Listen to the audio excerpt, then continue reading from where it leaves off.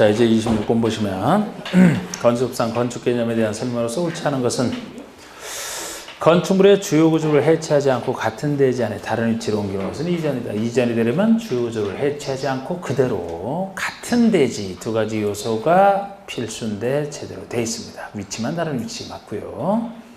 부속 건축이 있는 대지에 새로 주된 건축을 축조하는 것은 신축이다. 부속 건축은 독자적 의미가 없기 때문에 주된 건축을 기준으로 판단하시면 되고 없는 땅에 새로 들어서니까 신축. 3번 기둥을 3개 증설했대요. 기둥을 3개 증설이면 증설이니까 숫자랑 상관없이 무조건 대선이 되는데 여기만으로 끝나는 게 아니고 건축물이 늘어났더라면 대선에도 해당되면서 증축에도 해당되는 경우고 항상 대선은 증축, 개축, 재축이 아닌 걸 전제로 해서 대선이 된다고 했죠. 그래서 이건 대선이다가 틀리고 증축이다 그래야 맞는 겁니다. 중복될 때는 증축, 개축, 재축이 우선하기 때문에 그래서 이게 틀렸고 4번에 건축이 제1에서 멸실된 경우에 연면적기는 정정규모 이하이지만 높이가 정정 법령 범위에서 정규모를 초과했다. 여기까지는 재축이 되는 거예요. 모든 것이 멸실된 사서 모든 것이 정정규모 이하라면 당연히 재축이고 조금 초과하더라도 근데 연면적은 반드시 초과하면 안 되죠? 연면적은 정정규모 이하이지만 동수, 충수, 높이 중에 어느 것 하나만 아니고 저기 여기 높이 하나로 표시되어 있기 때문에 맞는 거예요. 이것도 만약에 2개가 초과됐다 그러면 이거는 신축이 되는 겁니다. 어느 것 하나만 동수, 충수, 높이 중에 하나 그 중에 높이 초과니까 여기까지가 재축이 되고 여기에 범위에 속하지 않으면 그게 신축이죠. 5번에 기존줄 전부를 전부 철거가 당연히 철거고 전부를 철거하고 대지 안의 종종과 동일한 규모 범위를 초과해서 지었기 때문에 신축이 되는 겁니다. 종종호 이하라면 개축이고 초과했을 때 신축이 되는 거죠.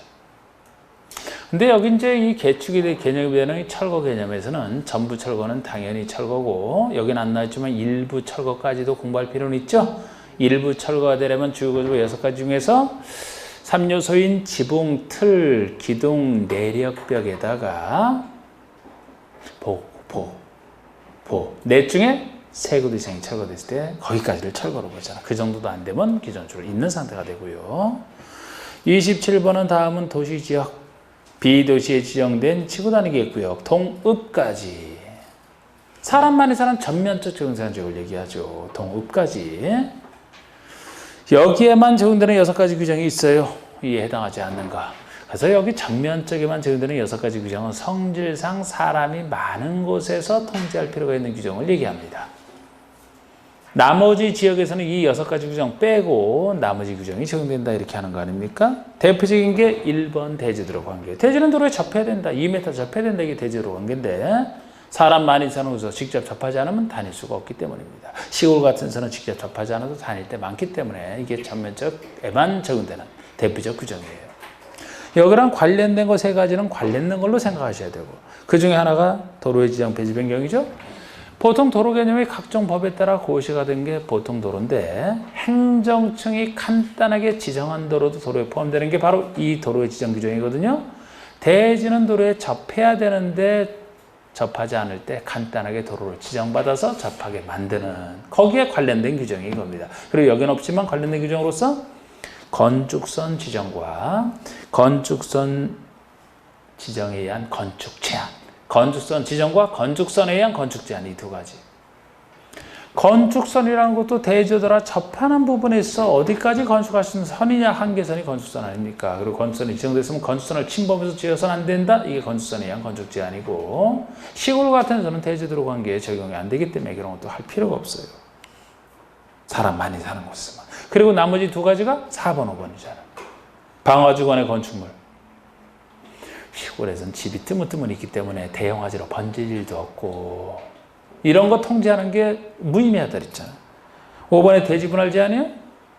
건축물에 있는 대지가 일정한 면적에 미달되게 잘게 쪼개진 것을 금지하는 규정인데 시골에서는 잘게 쪼갤 사람도 없다. 땅 넓고 값싼데 그죠? 여기서 잘게 쪼개서 그냥 이 도시 같은 데서 조그만 집 다섯 지을까봐 이거 통제하는 규정이지. 그런 통제할 필요도 없다 그랬잖아요. 이렇게 생각하시면 돼요. 나머지는 다 전면적인 어디나 다 적용되는 규정이에요. 그럼 당연히 3번을 찾아야죠. 건폐율이든 용적이든 높이 제한이든. 아니 건폐율 용적률 시골이라고 제한 안 난 줄 알아요. 그죠? 자연환경 보전 지역은 건폐율 20, 용적률 80% 이하에서 정하지 않습니까? 어디나 다 적용되는 거 아닙니까? 시골에서도. 한도가 작을 뿐이지. 응? 28번 다음 중 시장허수가 허가하기 전에 미리 도지사 승인을 얻어야 되는 거죠. 도지사 승인 대상을 묻고 있어요. 자, 우리 건축물 건축 중에서 보통은 시장허수 구청장이 허가지만 대형 건축물을 특별시 광역시에서 지으면 구청장이 아니고 특별시장 광역시장 나오는 게 특이하고 이거를 도에서 지으면 시장허수가 허가를 내주되 도지사 승인을 미리 받는다. 도지사는 허가권자는 아니고 승인권자다. 거기다 승인 대상이 한두 가지 더 있잖아요. 1번이 바로 21층 이상 또는 연면적 10만 이상 공장, 창고는 제외되는 걸로 참 많이 했던 것이고 이것을 도에서 지을 때는 도지사 승인 대상이 되는 겁니다. 근데 추가적으로 더 있는 게 2, 3, 4번과 5번이잖아요. 2번은 자연환경보호, 3번 수질보호, 4번은 자연환경 또는 수질보호니까 이 2, 3, 4가 자연환경 또는 수질보호 중에 하나고 5번은 교육환경이나 주거환경 보호상 필요해서 좀 다른 개념 구별하셔야 되는데 2, 3, 4번은 청평 같은데 3층 이상 1000 이상을 전제로 한다는 건 똑같아요. 아니, 물론 도지사가 지정공간구역은 다 전제되는 건 똑같은데 여기는 조금 커야 3층 이상 1000 이상 정도는 되어야 자연환경이나 수질을 실질적으로 오염시키지 작은 것은 그런 거 할 필요 없다. 3층 이상 1000 이상인데 2, 3, 4의 3, 4, 1000 이상은 이걸 바꿔낼 수 있는데 이건 다 전제가 되어 있습니다. 그럼 대상을 보셔야지. 사실 대상 물어보는 건 아직까지는 물어본 적은 없어요. 이게 기출을 보다니까 좀 더 어려운 거예요. 이게 지금까지 그 대상 갖고 바꿔서 틀리긴 했지. 3층 이상 1000 이상 아닌 걸로. 응? 항상 여기 통지받는 게 밀학시설 숙박시설이죠. 4번 밀학시설 숙박시설은 항상 통지받는 곳은 들어가요. 그리고 또 하나가 공동주택이잖아요. 그게 2번에 관련된 거죠. 우리 공동주택이라야 자연환경 수질을 오염시킬 만하다 그랬지. 주택에서 단독은 작기 때문에 그런 염려 없다. 기초적인 주택이라. 근데 2번은 바로 주택에 관련된 건데 다가구는 단독이잖아요. 그래서 안 되는 거예요. 그래서 승인 대상이 아닌 거예요. 다가구는 단독이잖아. 공동주택만 대상이라니까요. 그리고 근생 중에서는 일반 음식점, 청평에 있는 각종 카페, 일반 음식, 그게 3번 얘기고 여기다 일반 업무시설까지만 들어가면 전체가 다 완성이 되잖아. 근데 2번은 다가구라서 안 되는 겁니다. 그리고 5번 얘기는 주거환경이나 교육환경상 필요하다 그러면은 도지사가 지정공간구역은 똑같은데 주거환경, 교육환경을 망치는 것은 위락시설, 숙박시설로 아무리 작아도 망친다. 그래서 위락시설, 숙박시설만이고 여기는 아까랑 달리 3층 이상, 1000 이상이 안 붙어 있죠? 모든 위락, 숙박 다 들어가죠? 이 차이점. 2번만 틀린 겁니다. 29번. 다음 건축 협상의 내용으로서 옳은 설명은 뭔 얘기야? 건축법상의 내용으로서 협상이 아니라 건축법상 내용으로서 옳은 설명은 1번 건축법의 도로는 보행과 단속사 둘 다 가능한 너비 4m 이상의 도로로서 예정도로는 포함하지 않는다. 도로 개념 속에는 예정도로도 포함하죠. 2번 건축의 대지는 도로에 4m 이상 접하라. 이게 대지도로 관계죠. 전면적만 적용되든 2m 이상 접해야 되잖아. 접하는 부분 2m. 그러니까 충분히 드나들기에 충분하니까 2m 이상 접하는 게 원칙이에요. 물론 그 도로 개념 속에 자동차만의 통행에 사용되는 도로는 보행이 불가능하기 때문에 여기 도로에서는 제외된다는 건 맞지만 4m가 틀렸다고요. 여기다 예외 3번 연면적 2000 이상인 축사나 작물 재배사 2000 이상인 축사 작물 재배사 대지는 너비 6m 이상 되는 도로에 4m 이상 접하라. 그런데 이거는 축사 작물 재배사라서 틀린 거예요. 보통 우리가 2000 이상이면 넓으니까 물론 공장은 3000 이상이지만 보통은 2000 이상, 공장은 3000 이상, 그죠? 이런 건 넓으니까 2가 추가됐으니까 많은 사람 살 테니까 도로 너비 4에다 2를 더하고 접하는 부분 2에다 2를 더해서 너비 6m 되는 도로에 4m 접하라는 게 맞아요. 그러나 축사장에서는 아무리 넓어도 사람 사는 게 아니기 때문에 축사 정물접사를 관리할 사람만 드나들면 되기 때문에 다시 여기서 제외가 되고 원칙으로 돌아가서 그냥 2m 접하면 되는 겁니다. 축사 작물재배에서 틀린 거예요. 4번과 5번이 바로 건축선에 의한 건축 제한 얘기거든요. 이게 아까 전면적만 적용되던 4번의 건축물과 담장의 지표 아래 부분은 건설의 수직면을 넘어도 된다. 원래는 넘어서는 안 되죠. 근데 지표 아래는 되잖아. 지표 아래니까 되잖아. 땅 밑으로 누가 다닐 사람 없으니까 지표 아래 부분은 넘어도 됩니다. 그래서 맞아요. 5번의 도로면으로부터 높이 8m 이하에 있는 출입구나 창문은 열고 닫을 때 건축의 수직면을 넘지 아니하는 구조로 해야 된다. 이거는 도로면으로부터 높이 4.5m 육교 높이 이하일 때지 8m까지가 아니고 육교 높이 이하에서는 출입구나 창문을 글쎄 열었을 때 침범하는 구조만 와서 부딪혀서 안 된다 그랬잖아요. 넘지 않는 구조로 해야 된다. 4.5m 넘어서는 넘어도 상관없어요.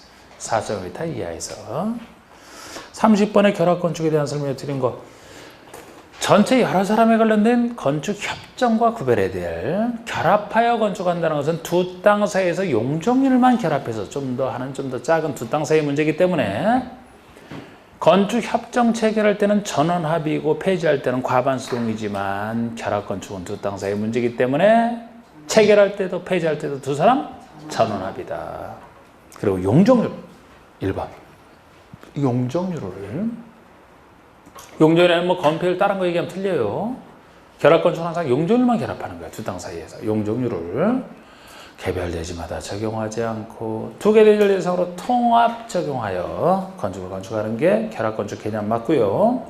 대지 간의 최단 거리가 100m 이내 너무 멀리 떨어져 있으면 안 돼. 100m 이내 범위에서 두 개 대지 건축수가 두 땅 사이에 서로 합의한 경우에 즉 결합 건축 가능합니다. 서로 합의했을 때. 3번에 두 개 대지를 소유한 자가 한 명이다. 그리고 한 사람이 두 땅 가지고 있으니까 한 사람이 뭐 두 땅에 대한 합의 효과가 생겨요. 그래서 바로 결합 건축할 수 있고요. 협정책을 유지하는 최소 30년. 건축 협정이라면 착공 신고했다면 20년 지나야 폐지인가 가능하죠. 용적률 결합이라 이건 좀 더 긴 30년.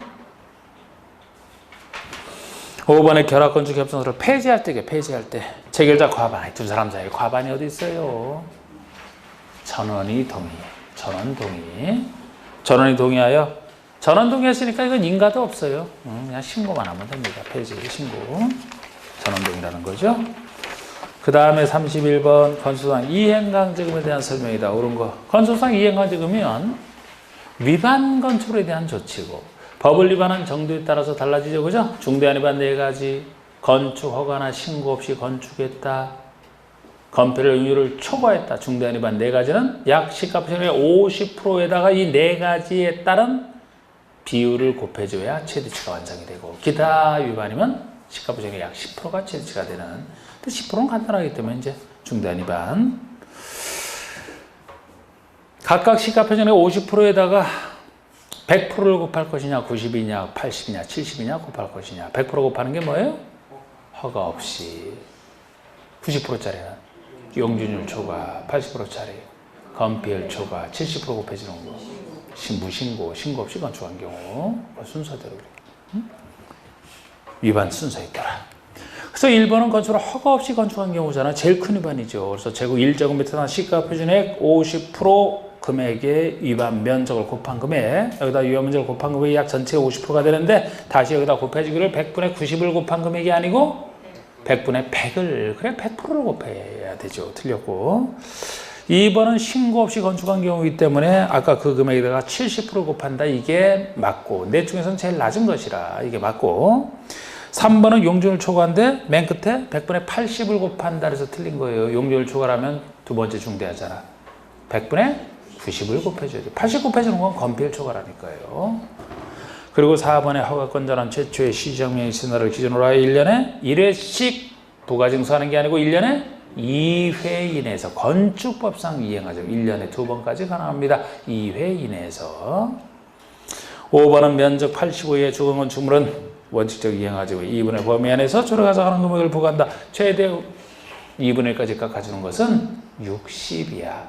주거용 건축물에서 아주 서민들인 소형 주택 60이하 가진 사람에게만 최대치 2분의 1 깎아주는 혜택을 주겠다는 겁니다.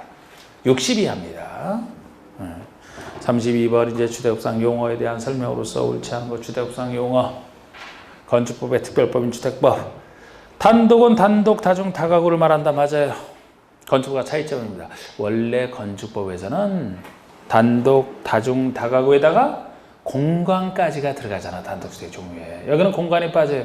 주택법에서는 단독주택을 30호 이상 지을 때 적용되는 것이기 때문에 공간을 한꺼번에 30호 이상 지는 게 없거든요. 공동주택은 아파트 엘리베이터 타세대. 이것도 차이죠? 요거 외에 원래 건축법에서는 기숙사까지 있는데 주택법에서는 기숙사는 주택이 아니고 준주택 오너다기에 들어가는 게 기숙사잖아. 차이점. 맞습니다. 두 번째.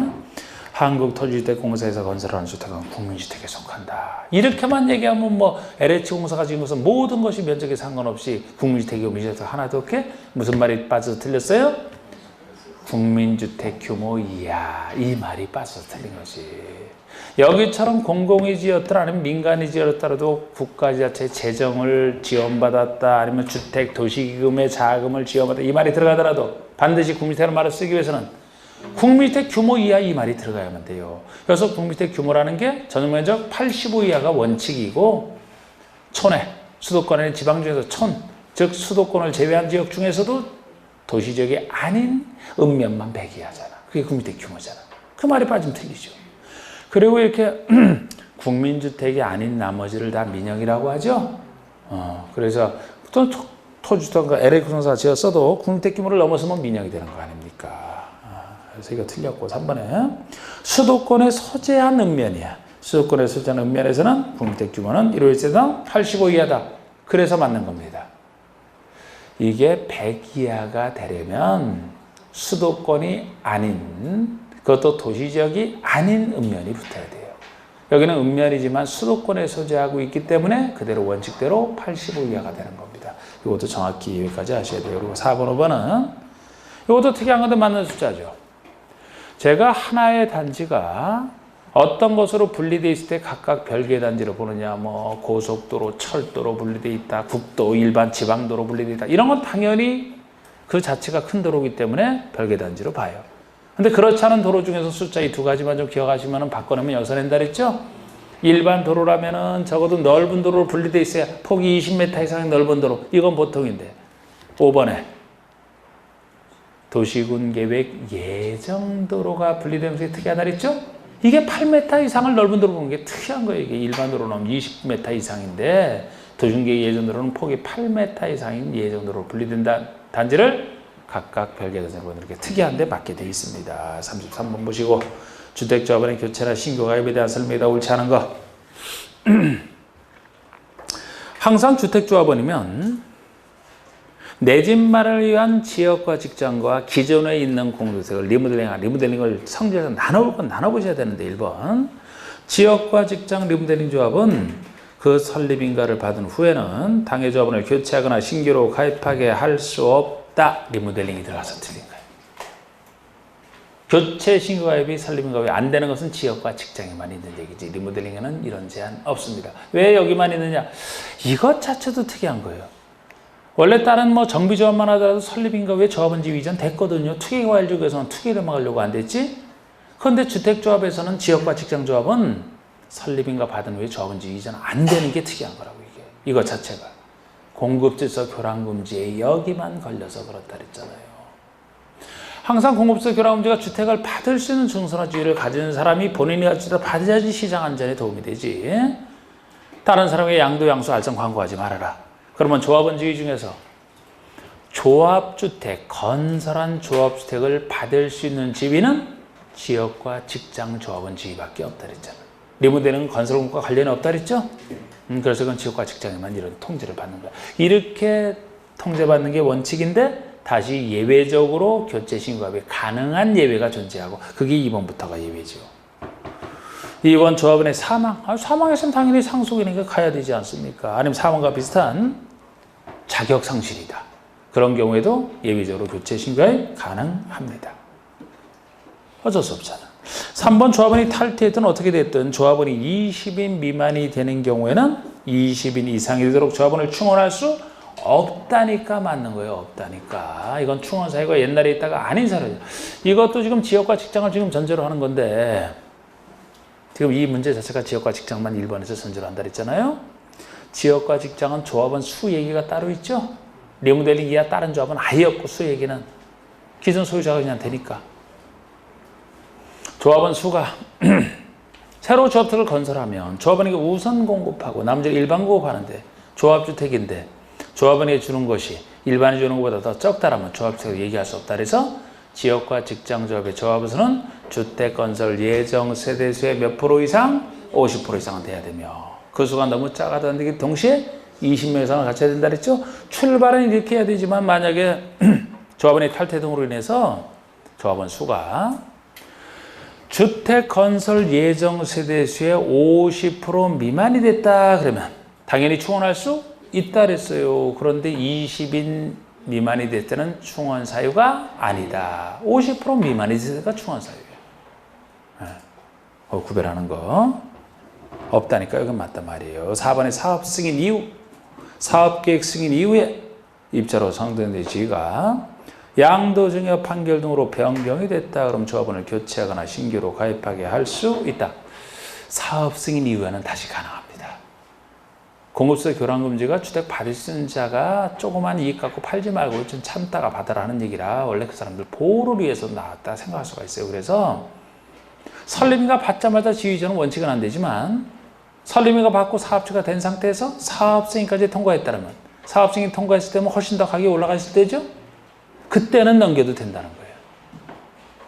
단 이때도 이런 얘기가 있다 하더라도 혹시 투기과일 중에서 지위 전매가 제한이 된다. 우리 저 투기과일에서 입자로 선정된 지가 전매 못하는 경우 있죠? 그런 얘기를 하면 전매 못하니까 남에게 넘길 수 없겠네. 거기에 걸려서. 그런 경우 그러하지 아니하다. 얘기 나오면 이렇게 나오는 대로 판단하시고 오히려 4번보다 5번이 많이 나왔는데 변경되는 자는 조합의 설립인가 신청을 기준으로 조합원 자격요건을 충족해야 된다. 이 변경되는 데 조합원 아닌 자는 될 수가 없어요. 조합원 자격을 다 갖춰야 되는데 변경 당시가 아니고 교체 당시가 아니고 기존 조합원과 똑같이 다르고 해서 우리 지역과 직장도 기존 조합원이 무주택 85주택 한 채에 언제부터 자격이 있어야 돼요? 조합 설립인가? 신청 당시부터? 조합주택에 입주 가능일까지 자격이 있어야 되죠? 그래서 교체 신고합 당시가 아니고 변경되는 데 똑같이 다르기 위해서 조합 설립인가 신청 당시를 기준으로 한다. 이건 맞게 표현되어 있습니다. 그러나 항상 상속은 예외라. 어쩔 수 없이 받는 것이라. 상속으로 받을 때는 자격요건을 필요로 하지 않죠. 이런 것도 34번. 주택건설사업 시행에 대한 다음 설명 중 가장 옳은 거.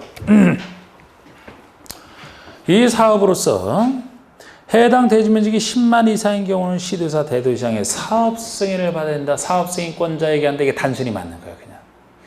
여러분 사업 승인권자에서는 국장이 하는 특별한 경우를 따로 기억하시고 국장이 하는 경우 외의 것 중에서 대지면적이 10만 이상이면 마치 관리기 결정권자처럼 시도사 대도시장. 그래서 이게 맞고 10만 미만이면 이반권자처럼 특광시장운수.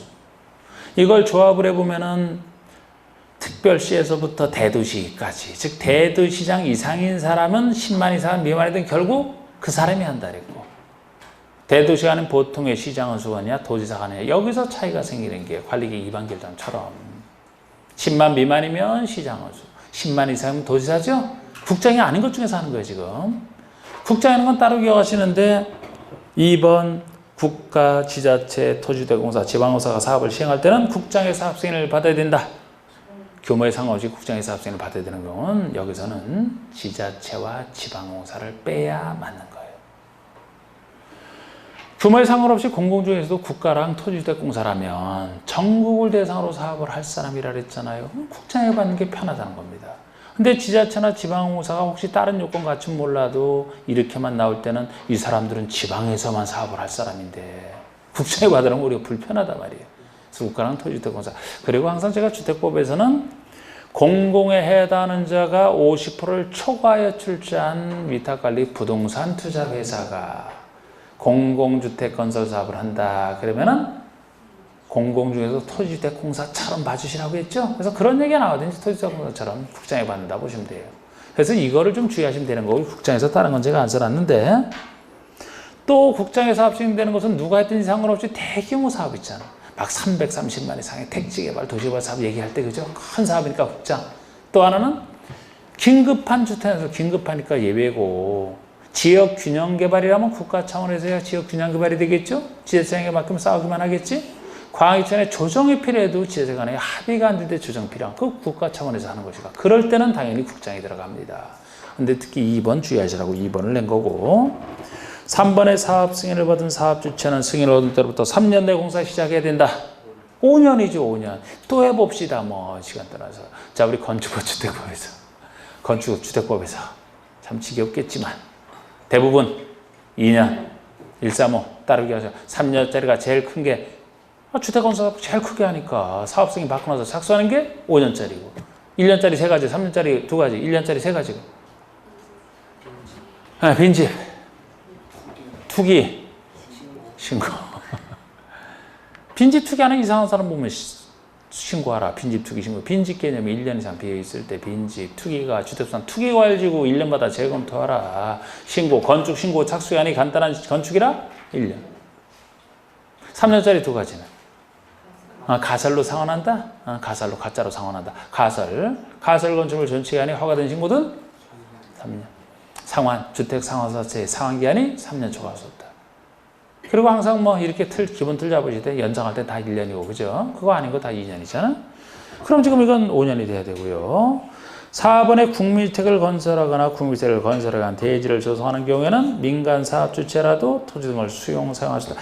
이것은 주택법의 수용 사용의 특징이에요. 민간 사업체라서 수용 사용 못 합니다. 다른 법에 한 도중계획 사업 3가지는 공익사업이기 때문에 공공이든 민간이든 시행자가 수용사업을 행사할 수 있지만 주택법만큼은 그런 공익사업이 아니기 때문에 주택부서 수용사업할 때는 따로 별도의 공공요건을 따로 갖춰야 되잖아.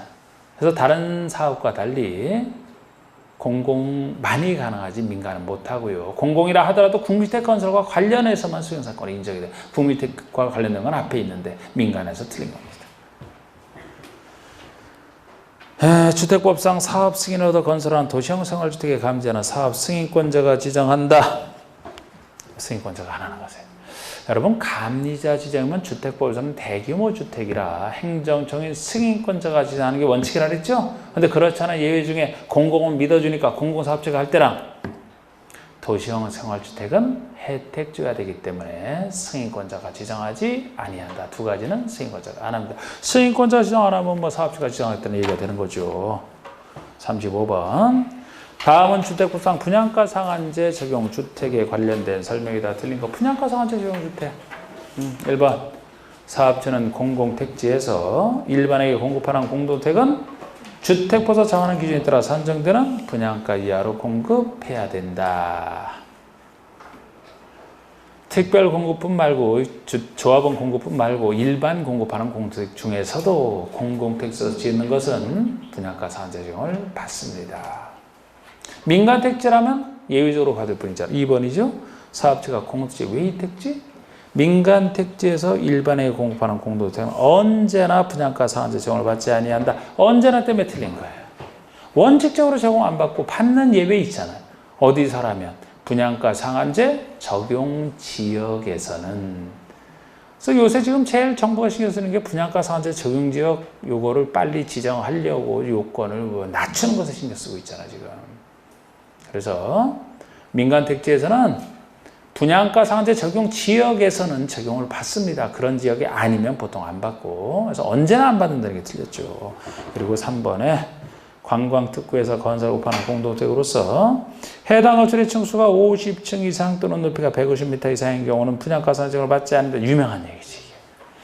원래 분양가 상한제 적용을 받지 않는다 하더라도 개별적인 분양권 전매 제한은 받아요. 그런데 이 경우는 분양가 상한제 적용도 받지 않으면서 분양권 전매 제한도 받지 않는 좋은 거 3가지 중에 하나가 이거잖아요.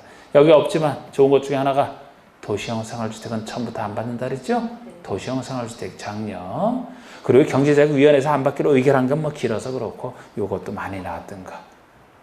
관광특구를 전제로 해서 큰 공동주택 유도 50층 이상 또는 곱하기 3에서 150m 이상 둘 중에 하나인 공동주택 요거. 4번에 공공택지주택을 공급하는 경우 택지비는 공급 가격에 국토 같은 거 이용이자 하는 택지하는 등으로 가산한 금액으로 한다. 항상 이제 분양가는 그 택지비와 건축비로 구성이 되는데 공공택지에서 택지비는 사업체가 별로 억울해하지 않았다. 그래서 지금도 그냥 남아있다. 그 공급한 가격을 그대로 인정을 해줘요. 공공택지에서 사업한 사람이 공급한 가격을 그대로 인정해줘요. 공급 가격에다가 명의정하는 비용으로 가산하는 것을 얼마나 가산할지가 여기서 조금 이제 제한을 받을 뿐이지. 그래서 이거는 뭐 별로 억울할 것도 없고 여기는 안 나와있지만 이 분양가 공시도 사업체가 하게 돼 있어요. 공공택지에서는. 떳떳하게 알려주라는 겁니다. 근데 민간택지 5번에 분양가 상한제 적용 지역에서 주택을 공급하는 경우 택지비. 이렇게 분양가 상한제 적용 지역이라는 말 자체가 민간택지에서 적용을 받는 곳을 얘기하는 겁니다. 그러니까 민간택지라 민간택지는 실제 매입한 가격에 있어도 매입가를 인정해 주지 않고 감정가격에다가 명의정하는 비용을 가산한 금액으로 하는 게 원칙이고 예외적으로 매입가를 인정하기 때문에 민간택지 사업체가 싫어했던 것이고 민간택지는 참고로 분양가 공시도 원칙적으로 안 합니다. 공공택지에서는 다 하게 돼 있지만 36번의 주택보수 사업을 공고별로 분할하여 시행하는 경우에 대한 설명이 다 옳지 않은 거 됐는데 항상 공고별로 분할해서 할 때 공고별로 분할하여 시행할 땐 각 공고별로 300세대 이상을 건축해야 된다. 야, 우리 둘이 상담하는 게 공고고 공고한 경계는 폭이 6m 이상은 되지만 이게 더 중요하죠. 그죠? 각 공고별로 300세대 이상은 건설해야 된다. 2번 공고별로 분할하여 주택을 건설 공급할 수 있는 주택단지는 전체 세대가 500세대 이상 500 안 돼. 600세대 이상은 돼야 돼요. 하나의 주택단지를 둘 이상으로 나누는 게 공고이기 때문에 최소 둘로 나눠야 되고 각 공고별로 300세대는 건설해야 되고 최소 600세대 이상인 단지라야 공고별 사업이 가능하다. 이렇게 우리가 봤던 거 아닙니까? 3번의 사업주는 최초 공고는 사업 승인 받은 때도 5년 내에 공사를 시작해야 된다. 항상 최초 공고와 기타 공고 나눠보는 거. 여러분 최초 공고라면 이게 처음 시작하는 것이라 이것이 승인 받은 때로부터 5년이 되지. 그리고 이때 만약에 처음 시작하는 최초 공고만 시작하기 어렵다면 1년 연장도 착수기한을 해줄 수 있고 이때 착수를 안 하게 되면 사업 승인을 취소할 수 있는 사유도 들어가지. 건축허가 취소해야 된다고 사업 승인처럼 보통이 할 수 있다예요. 이것도 구별해야 돼. 해야 된다는 틀려요. 만약에 기타 공고라면 나중에 하는 것이기 때문에 승인일이 아니죠? 4번 보세요. G3의 경우 최초로 시행하는 공고 왜 공고? 기타 공고잖아. 그러면 승인 단들 하면 틀려요. 최초에 대한 착공 신고일로부터 하기 때문에 135 아닌 2년으로 돌아가는 거예요.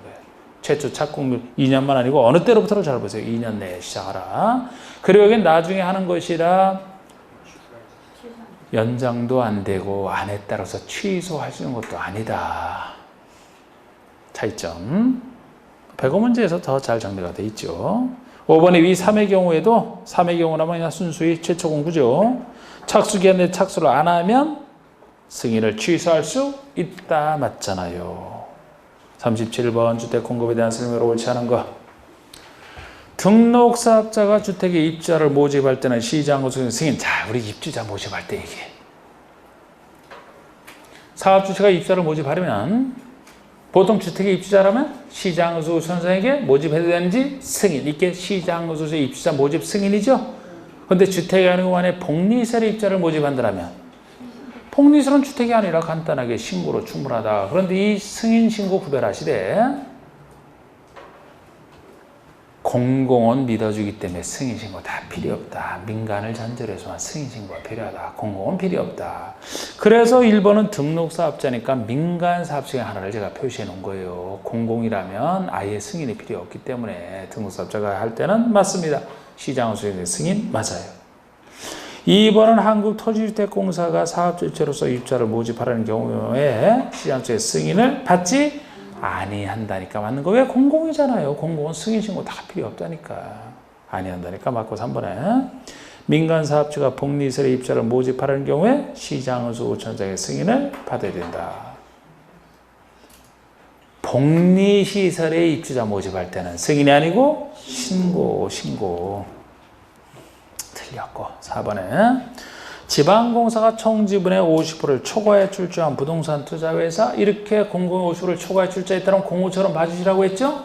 그러니까 입주자 모집할 때 시장에서 승인을 받지 아니한다니까 역시 맞는 거야. 공고 보셔야 되니까. 그리고 5번의 사업자는 국가유공자나 장애인에게는 입주자 모집 조건 등을 달리 정하여 별도로 공급할 수, 이게 특별공급 얘기예요. 이게 특별공급할 수 있는 경우라고. 여러분들이 보통 생각하는 공급은 일반 공급분을 주로 생각하시잖아요. 이게 특별공급에 대한 공급입니다. 38번.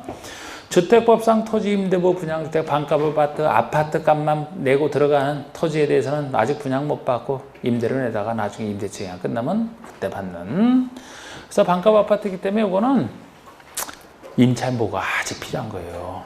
서민들이 위한 것이라. 1번에 토지임대부 분양주택에 대한 토지에 대한 임대체가는 40년. 아이고 죽을 사자에서 했던 거 참 긴 40년.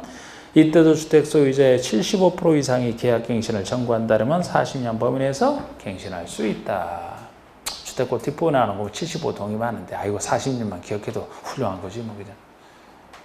2번 주택을 공급받은 자가 토지소유자 임대차 계약을 체결했다. 그러면 해당 주택의 구분설권의 목적으로 그 토지에 지상권이 설정된 효과가 생긴다. 이게 임차인보를 한 대표 규정이에요. 임차인이 임대차 계약만 채권 계약을 체결했을 뿐인데 지상권이 설정된 효과가 생기잖아요. 그럼 토지 소유자가 함부로 이거 팔고 그래도 소용없죠, 그죠? 지상권이 설정되어 있기 때문에 이런 효과, 임차인보라는 규정입니다, 이게. 그리고 3, 4번이 오히려 여기서 이렇게 처음 날 때 이렇게 더 중요하다. 임대료가 너무 비싸면 사실상 그 사람이 못 산단 말이에요. 그래서 이건 임대료 산정에 대한 얘기인데 3번의 공공택지의 경우 4번은 공공택지의 민간택지를 이렇게 나눠서 임대료가 하나는 조성원가, 3번은 조성원가에 3년 만기 정기예금 이자율 정도를 산정하는 금액이 나오는데 4번이 매입가라서 틀린 거예요. 매입가가 아니고 감정평가액에다 3년 만기 이자를 산정하겠죠. 매입가라서 틀린 겁니다. 근데 실제 매입가나 시가 기준으로 하는 건 아예 없어요. 여기서는. 그러면 가격이 너무 올라가서 반값 아파트 들어온 사람이 관리비 때문에 못 살아. 임대료 때문에 못 살아요.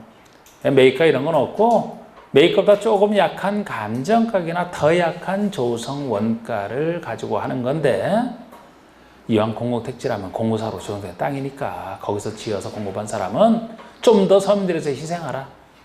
공공택지니까 그게 조성원가고 민간택지라면 감정가액 둘을 구별하시는 게 필요해요. 3년 만기 똑같고. 그래서 4번 틀렸습니다. 5번에 토지사는 토지 임대료 약정을 체결한 후 2년이 지나기 전에는 토지 임대료 증액을 청구할 수 없다. 1~3하니까 2년은 맞는데 2년이 지나기 전까지는 증액을 청구해서는 안 된다는 거예요. 임차인에게 불리하게 되니까. 만약에 2년이 지나기 전에 감액을 청구할 수 없다. 그럼 틀리죠. 숫자는 맞아도 그 내용은 틀리죠. 감액은 언제든지 가능해요. 감액될수록 임차인은 신나는데 기간 안 됐으니까 아직 감액하시면 안 됩니다. 무엇을 위해서? 2년 지나기 전에 증액을 청구하지 못한다. 감액은 가능합니다. 39번의 농지 소유 상한제와 관련된 설명이다. 옳은 거.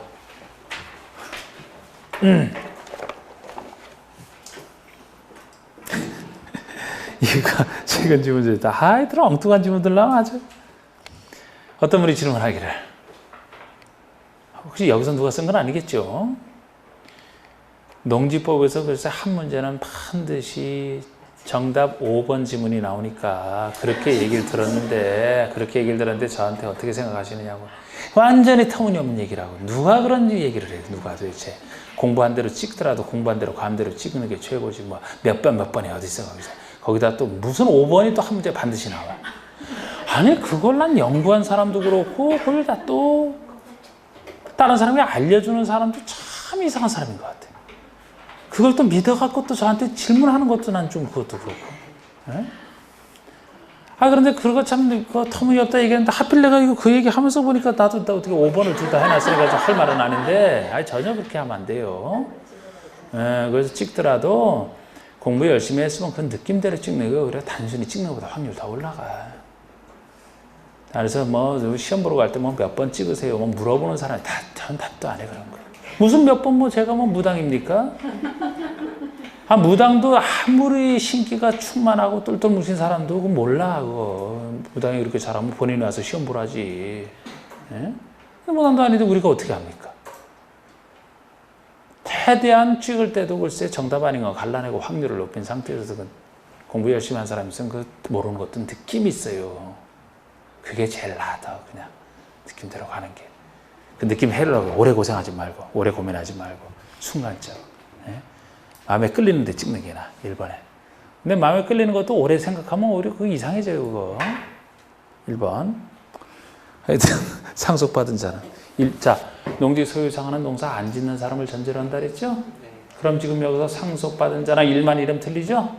상속받은 자라면 경영하는 사람도 포함될 거 아닙니까? 이농이나 주말체육농은 자체로 농사 안 짓는 게 전제되어 있지만 이건 안 해줘서 상속받은 자로서 경영을 하지 아니하는 자 이 말이 들어가야 되지. 경영을 하지 아니하는 자 이 말이 들어가야만 일만 이내 것 하나가 맞는 겁니다. 이때 초과적으면 처분홍보가 생기고요.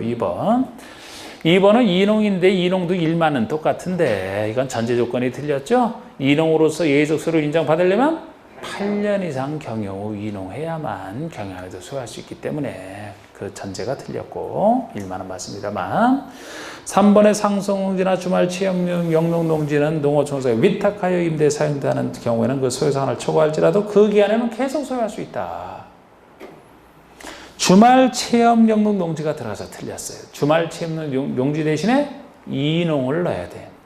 그러니까 상속이나 이농처럼 이농 두 가지 경우에는 원래 초과분이 있으면 그거 팔아야 됩니다. 팔아야 되는데 한국농어촌에서 위탁하여 임대 사용대를 놓는다라면 그 기간 동안에는 쓸 수 있단 말이야. 처분은 없이 소유상을 초과하더라도 계속 가지고 있을 수 있어요. 아니 취미영농은 나중에 임대사용돼서 말씀드리잖아. 주말 체험농으로 취득했다면 본인이 취업농 해야 되기 때문에 남에게 못 빌려준다 그랬죠? 그러니까 농어촌공사를 이용해서 이렇게 할 수 남에게 빌려주는 것 자체를 못하는 게 취미영농이에요. 본인이 해야 되기 때문에. 그래서 이용할 수가 없는 겁니다. 4번은 주말 체험농을 하고자 하는 자는 각 세대 원당 1000 미만의 것에 하나의 농지를 소유할 수 있다. 각 세대 원당 원을 빼야지.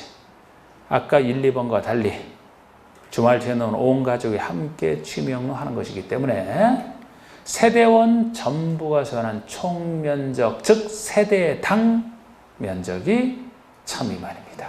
각 세대원당 하면 한 사람당 아니에요.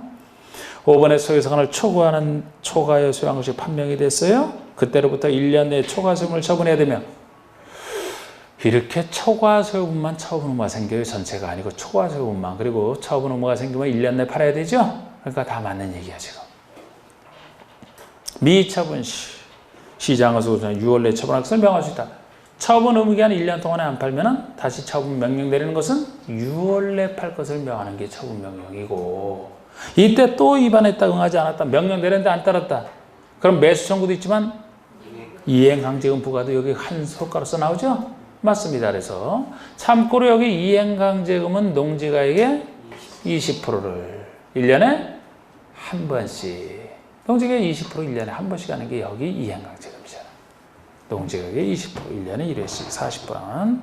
다음 농지부상 농업진흥지역 지정에 대한 기술이 다 틀린 것은, 농사 잘 지을 농업진흥지역은 시도의사가 미리 소유자에게 개별 통지하고 주민의 의견을 청취하여 농장에 승인을 지정한다. 시도의사가 지정한 지 농장 아닙니다. 농장의 승인을 받아 시도의사가 지정하는 거예요. 2번 농업진흥지역은 농업진흥구역과 보호구로 구분하여 지정할 수 있다. 농업진흥지역 속에 두 가지 구역, 핵심 농지인 농업진흥구역과 진흥구역을 보호할 보호구역 둘로 나눠져 있어요. 그래서 진흥구역은 농지 집단 하나만 남은 진흥구역이기 때문에 보호구역 뜻을 한번 보실 거예요. 3번 농업보호구역은 무엇을 보호할 것이냐 생각하시면 돼요.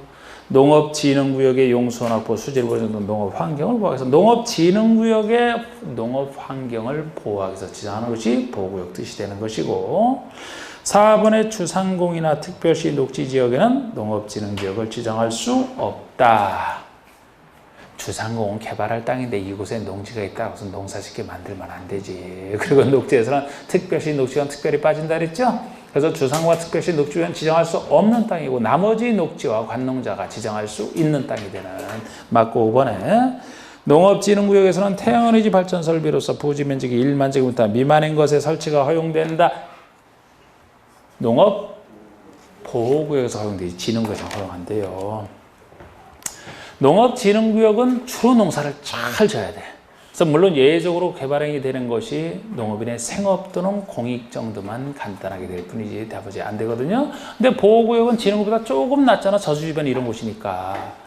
그래서 예를 들어 주말 농원 사업이나 관광 농업 사업이나 첨예만의 뭐 단독주택 이런 것도 가능합니다. 보호구역에서는. 그런데 최근에 들어간 거 태양에너지 발전소비 1만 미만은 진흥구역에서는 말이 안 되죠. 진흥구역에서는 농사를 주로 전문적으로 져야 된다니까. 태양에너지 발전소를 비하면 그 농사 못 짓잖아 거기다가. 보호구역에서 허용될 뿐이에요. 각종 농원 사업이나 이런 거 진흥구역에서는 안 돼. 네? 보호구역에서 허용되는 것 중에 들어갑니다. 그래서 이제 그 차이점 정도로 이렇게 했고, 자 이제 뭐 제가 해드릴 건 여러분에게 다 해드렸는데, 어떻게 가서 시험을 봐서 합격할 것이냐? 잘 정리해서 시험 잘 보면 되는데, 응? 잘 정리하는 게 어떻게 정리하는 거냐? 이미 말씀드렸어요.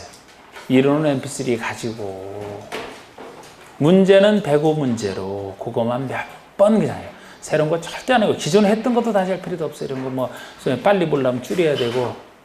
저는 사실 시험 직전에도 막 학원 강의 있고 이런 거 자체도 저는 싫어요. 그래서 저 같은 경우는 이제 뭐 거의 강의 끝났는데 아예 목요일날 한 거 하나 남았지만 그것도 좀 늦는다고 생각을 해요. 본인이 아무리 하고 들어도 본인이 자꾸 반복하지 않으면 소용이 없거든 이게. 그래서 잘 정리한다는 게 시험 직전에 가까울수록 자꾸 본인이 빠른 속도로 돌려야 돼요. 지금 모르는 건 모르는 거야. 새로 할 필요도 없어. 한 것 중에서 기억을 얼마나 되살리냐가 문제거든요. 그래서 이게 까먹어요. 잘 까먹어도 지금 막 해놓고 까먹고 그래도 적어도 시험 보기 아무리 안 돼도 이틀 아니면 하루 동안에 시험 보기 직전 금요일 또는 목금 동안에 전체를 돌려야 돼. 목금 동안에 전체를 돌려요. 나는 경력이 더 없어서 진짜 뭐 나는 내가 사람인지 모르겠다 싶어도 하루 동안은 돌려야 돼. 그러면 다 기억나 그거는. 그건 절대 기억이 안 날 수가 없어요. 그런데 그거 하려면 세밀하게 봐서 그거 되겠냐고요. 빨리 훑어봐야지. 특히 하루 동안의 전체를 본다면 뭐를 기억하냐면 아니 여기서 예를 들어 뭐 영도 지역의 뜻을 공부할 거예요. 그때 가서 영도 지역 틈 나무고서 딱 보고 이건 아는 거다 하고 지나면서 거기서도 이제 다른 헷갈리기 쉬운 그런 숫자 같은 거 이제 딱딱딱딱 그림 찍는 거지. 그러면 하루 동안에도 우리 6과목 남아요. 그렇게 하면. 제가 안 해보고 하는 게 아니라 저는 해보고 하는 얘기니까. 요령이라니까 그게. 내가 이 숫자 다른 내용은 다 아는데 내용은 아는데 숫자 기억 안 나는 게 있다 이런 거. 특히 기억 안 나는 거 있잖아. 이런 걸 그때 하는 거라고. 그때 전체로 훑어가면서. 그러면 절대 기억이 나 그 다음날. 응? 시험 전에 잠이 안 와요? MP3 그냥 꽂고 있어봐 그러면. 저절로 잠 올 테니까. 도움도 되고. 응? 그래서 그 마지막에 이렇게 하기 위해서는 평상시 자꾸 돌려야 되기 때문에 저는 사실 제 수험생 기준에서 제가 해봤을 때 이렇게 생각하면은